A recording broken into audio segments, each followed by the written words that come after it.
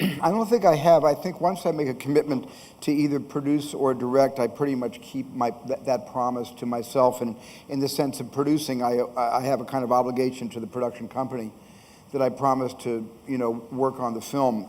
So I'm pretty much, what makes me decide to direct for me is still a big unknown mystery. I still can't really tell you why something like Amistad, a clearly non-commercial movie, would grab me so passionately and would keep me interested for 2 years until it was finished. And why a movie like American Beauty, which I produced, would not compel me to direct it when Sam Mendes did a brilliant job directing it. And I don't know what the reason is. I think maybe some movies are destined to be yours, to belong to you, and some movies aren't. And my wife read American Beauty. I brought it home one night, and she said, "This is your next picture. You must direct it. This is one of the greatest scripts I have ever read, including some of the last few movies you've directed." and it didn't speak to me that way. I knew it was a good picture, but it just didn't speak to me, or didn't speak to that part of me that needs to make that critical decision to take over the whole project. And I went and hired a complete unknown to direct it. Sam Mendes had only done stage work, had never made a movie before, but I loved his theater work so much, I thought he could do an extraordinary job, and he did. And he won the Academy Award. There's always been an emotional quotient in every film of yours. And is emotion close to you? And what is the deciding factor? Is business more important for you, or the emotional factor in a story? No, the emotional factor in the story always trumps because business. You have been breaking the business barriers very often. But what calls to me is not whether a film is going to make $1 gazillion. Mm-hmm. What calls to me is there a deep urge in the center of myself that only that film will release and then exorcise. And that's the only condition I'll direct a movie. If I'm doing a sequel, of course. If I'm doing The Lost World, A Secret of Jurassic Park, of course, I know that the bar's been raised, because if it doesn't make this X amount of money, everybody thinks it's a failure. And there's that added pressure of great expectation. The Indiana Jones series, they're not sequels, but on all the other 3 Indiana Jones films that I've directed, there's a tremendous level of expectation, and that's nerve-wracking. Yeah. But the fact that those movies are successful and make a lot of money isn't why I decided to direct sequels to the Indiana Jones series. Emotion is a great factor in the films that we make here in India. Mm-hmm. And are you aware of any of our work? I'm not as aware as I should be sitting up here, being somebody with international claim. We don't have great access to Indian films in America. We don't have, like they do in other countries, you go to any country in Europe or Asia, and you go to a hotel, and there are channels, and each channel is based on a country. Right. And there's movies, and there's news, and there's culture, and there's commentary from each of the different countries. We don't have that in the U.S. Why? Commercial reasons. If something is not deemed to be commercial or to make a connection with a demographic or a certain demographic, it's not considered to be worth putting on the air. So that's why Robert Redford did such a wonderful thing by inventing the Sundance Channel. And we also have a channel called the Independent Film Channel. These are 2 very valuable channels because we expose films from offshore, often for the first time, to an American audience. But we don't have enough of those channels. Right. And we don't have enough countries represented on American television that would give a chance for people who love movies to see the movies that come out of India. What do you think we should be doing for a greater exposure in, say, the United States of America? I don't think it's anything that you need to do. It's something we need to do. We need to do this for the global culture. Not just because I'm here in India talking to wonderful filmmakers, and certainly to yourself, who we all are aware of in America. But it's because, the world has shrunk to the size of a postage stamp because of the social networking. And just because of the breakthrough of the information highway. Mm-hmm. The oceans have narrowed and countries have come closer together and cultures aren't so different when we can all share each other's art. And when that starts to happen, it's really up to the host country to find ways of streaming the art and the culture and the great ideas and the great inspiration from a country like India. So that's not really your responsibility, it's our neglect and our need to be more responsible to exposing Americans to more films from around the world. As somebody who is so influential in Hollywood and in America, would you propagate our case for us, please? Because we do need a lot more exposure. I have propagated your case, and I will propagate the case, and part of the relationship, the fringe benefit of this great relationship that DreamWorks is having with Reliance and Anil Ambani and Amitabh Bachchan is the fact that this is one of our goals. One of our goals is to build the cultural bridge between India and the United States. Right, right. We're already building the bridge right now. Yeah. Mr. Spielberg, you have often said in some of your interviews that if you want to be remembered by some of your films, it would be E.T. and Schindler's List. Why? Well, E.T. is the movie that when I go to different places, people talk about the most. You know, and it used to be just young people talk to me about Schindler's List, but that young demographic has really grown up, and now they're talking to me about showing Schindler's List to their children. And I'm getting so old, grandparents are telling me stories about their grandkids seeing not Schindler's List, but E.T. for the first time. So that's the film that people talk about the most when I travel. And the other film that people talk about the most when I travel around is Schindler's List. Right. Is that just that reason, or was there something else behind? Well, E.T. was the film that got me to want to be a dad for the first time. I was a bachelor and I had no children, and I worked with Drew Barrymore and Robert McNaughton and Henry Thomas, who played Gertie and, and the three kids. And by the end of E.T., I did not want to leave those kids with their parents. I just wanted to take those kids home with me and raise them. And I just simply realized that the entire E.T. was about my own search for, I guess, the parent in me. It was a healing movie because my mom and dad got divorced, and essentially E.T. is about an American family and a divorce and its impact on children.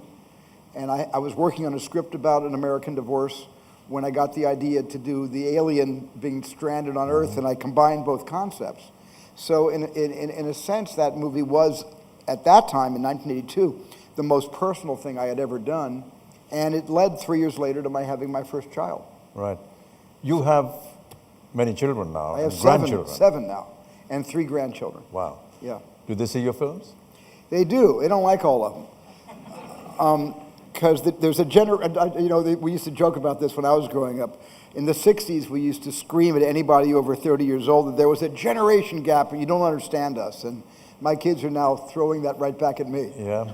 And so it's interesting because they tell you the truth. They really tell me the truth. Which are the ones that they like the best? I think the movie that my kids like, it depends because they like different movies at different times as they grow up. But the movie that they always talk about is E.T. I just have to say, that's the one that they and Indiana Jones, the entire series, they like that the best, except they don't like the last one I made so much. You've been making films at a time when there have been many contemporaries of yours, Coppola, George Lucas, Scorsese, Brian De Palma. Right, Martin Scorsese. Martin Scorsese. Did you ever build relationships with them to discuss the future of cinema or what you were doing? Or was there envy in what the other person was doing? Yes, there's always envy. Envy is a good thing.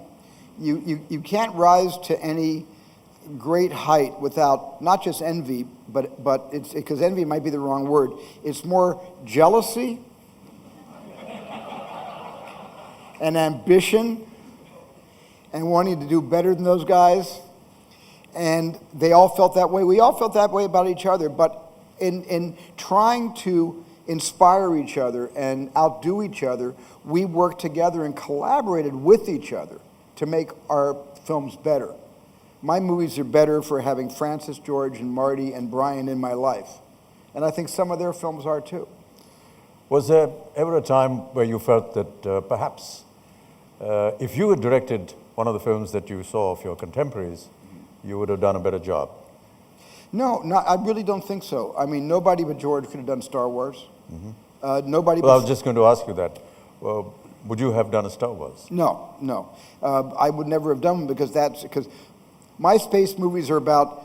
I don't want to go all the way out there to find aliens. I want them to come to Earth. It's much more convenient.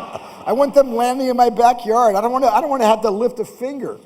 You know, George likes to go, millions of light years out there. He loves that. He loves, what is that, far, far away, the galaxy far, far away. So that wouldn't have been in my wheelhouse. And arguably, but for me, one of the greatest movies ever made in the history of cinema is the first Godfather. Nobody could have done Godfather 1 and 2 like Francis. No one. Yes. Marty, George, all the original group that grew up together, none of us could have done that the way Francis did. Yes. So, Mr. Spielberg, welcome to India. Thank you. Welcome to Bombay again. Welcome back to India. Welcome back after 30 years, right? 30 years, yes. So, what has your experience here been like? I mean, this fabulous evening, it's been great to have you here. Well, this evening's been worth the whole coming over. It really has. I mean, it's been a whirlwind trip. And we did media all day today, which was a lot of fun. Really great questions. And then tonight to be received so warmly by the entire community of filmmakers, directors, and writers. This was a great house, and I had the best time talking to everybody. And what are your expectations from this? I mean, what are you looking forward to the most? I need to be properly exposed to the current cinema here in India.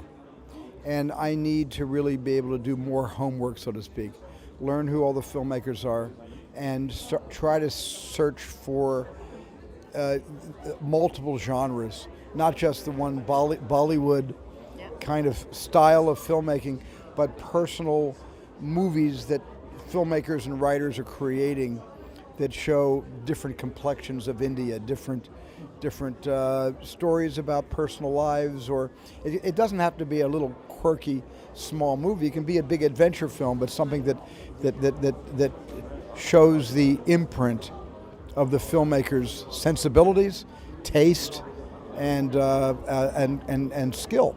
And so I need to see a lot of movies, and I need my countrymen and my own industry to be more aware of the films being made here. So what are you taking back with you? How are you going to go about that? Just off the top of your head, I mean, right after all of this. Well, right after all this, I'm going to go back with great memories, number one. And then I'm going to see what we can do proactively to inspire more of a cultural exchange and more of, even if it's just a one-way street of more Indian films coming to America, finding some place to show them. Maybe not movie theaters right away, but television. Well, fantastic. Thank you. Thank you very much. Nice Thank to you. meet you. Nice to meet you too. Mr. Bachchan, what was your experience with this in conversation with Steven Spielberg? Much the same as this wonderful audience here. Very invigorating, very frank, very open, and as Mr. Ambani said, a lot of candor, and he felt very comfortable. That's always a wonderful feeling. But just the fact to be, having Mr. Steven Spielberg here in India and being in conversation with him on the same floor is just an incredible experience. It's an evening that I think many of us will remember for a very long time. Well, I think part of it's also because you were in conversation with him and made him really comfortable as well. I think that people from the same profession sometimes have this ability to be able to, talk shop, and this was one such occasion. I think all of us were on the same plane. We understood the feelings, the language, some of the moments that he described, everything to do with cinema. That's always a wonderful feeling to be able to see your own profession from another person's point of view and not just an ordinary person, a genius such as Steven Spielberg. Well, a lot of people, I've heard this from a lot of people around you, feel a lot of awe and feel this great aura that you have. Do you feel that with him? I mean, is this someone that you feel? I don't know, where this is coming from, but there is no aura at all as far as I'm concerned. But yes, when you meet somebody like Mr. Spielberg, you do recognize the quality of work that he's put in, and you feel, very dwarfed in his presence.